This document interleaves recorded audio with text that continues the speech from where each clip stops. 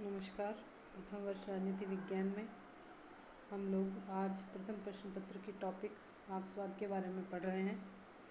मार्क्सवाद का जो इंट्रोडक्शन है, मार्क्सवाद क्या है, उसकी क्या विशेषताएं हैं, उसके बारे में हमने अपने पूर्व के लेक्चर में पढ़ चुके हैं। आज हम मार्क्सवाद के सिद्धांतों की बात करेंगे।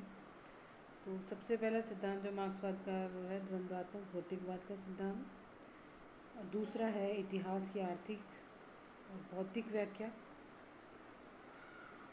वर्ग संघर्ष का सिद्धांत, अतिरिक्त मूल्य का सिद्धांत, सर्वहारा वर्ग का अधिनायकवाद और वर्ग विहीन राज्य विहीन समाज की स्थापना। ये मुख्य सिद्धांत है मार्क्सवाद के। उसमें हम आज द्वंद्वात्मक भौतिकवाद के बारे में पढ़ेंगे। द्वंद्वात्मक भौतिकवाद मार्क्स के विचारों का मूल आधार है। मार्क्स ने द्वंद्वात्मक प्रणाली को हीगल से ग्रहण किया है। मार्क्स के द्वंद्ववाद को समझने के लिए हीगल के विचारों को जानना आवश्यक है। हीगल के विचारों में संपूर्ण संसार गतिशील है और इसमें निरंतर परिवर्तन होता रहता है। हीगल के विचारों में ही इतिहास घटनाओं का क्रम मात्र नहीं है, बल्कि विकास की तीन अवस्थाओं यानी वाद, प्रतिवाद और संवाद का परिणाम है। हीगल की मान्यता को भी विचार अपनी मूल अवस्था में वाद होता है। मतलब शुरुआत की जो मूल अवस्था होती है वो वाद की होती है। कुछ समय बीतने के बाद उस विचार का विरोध उत्पन्न हो जाता है, तो संघर्ष, और इस संघर्ष के परिणाम स्वरूप मौलिक विचार वाद का परिवर्तित रूप होकर प्रतिवाद का विरोध होने से प्रतिवाद बनता है, और प्रतिवाद के विरोध होने से एक नए विचार की उत्पत्ति होती है जो कि संवाद कहलाती है। हीगल का कहना है कि द्वंद्व के माध्यम से संवाद आगे चलकर वाद का रूप ले लेता है, जिसका पुनः प्रतिवाद होता है। इस द्वंद्ववाद के बाद संवाद का रूप ग्रहण करता है। इस प्रकार ये क्रम चलता रहता है और अंत में सत्य की प्राप्ति होती है। जिस प्रकार से हम ये मानेंगे कि वाद वह व्यवस्था है जो मूल अवस्था है, और उसका विरोध जो उत्पन्न होता है वो प्रतिवाद कहलाता है, और विरोध के बाद उसका अगला जो चरण है वो संवाद के रूप में सामने आता है। मार्क्स ने हीगल के द्वंद्ववाद को स्वीकार किया, किंतु हीगल के विचारों को उसने अस्वीकार किया। जहाँ हीगल संसार को नियामक और विश्व आत्मा मानते हैं, वहाँ मार्क्स भौतिक तत्वों को स्वीकार करता है। मार्क्स का मानना है कि द्वंद्ववाद का आधार विश्व आत्मा न होकर पदार्थ ही है।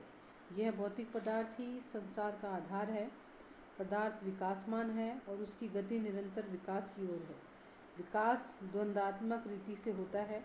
वाद, प्रतिवाद और संवाद के आधार पर ही विकास गतिमान रहता है। मार्क्स के विचारों में पूंजीवाद वाद है, जहाँ दो वर्ग पूंजीपतियों व श्रमिक हैं, एक धनवान और दूसरा निर्धन है। इन दोनों के हितों में विरोध है। इन विरोधी वर्गों में संघर्ष होना आवश्यक है और इस संघर्ष में श्रमिकों की विजय होगी। और सर्वहारा वर्ग अर्थात श्रमिक वर्ग का अधिनायकवाद स्थापित होगा। यह प्रतिवाद की अवस्था है, और इन दोनों अवस्थाओं से एक तीसरी और नई स्थिति उत्पन्न होगी जो साम्यवादी समाज की है। इस स्थिति में न वर्ग रहेंगे, न वर्ग संघर्ष होगा, और न राज्य आवश्यकता अनुसार समाज से प्राप्त करेगा। यह तीसरी स्थिति संवाद की स्थिति होगी।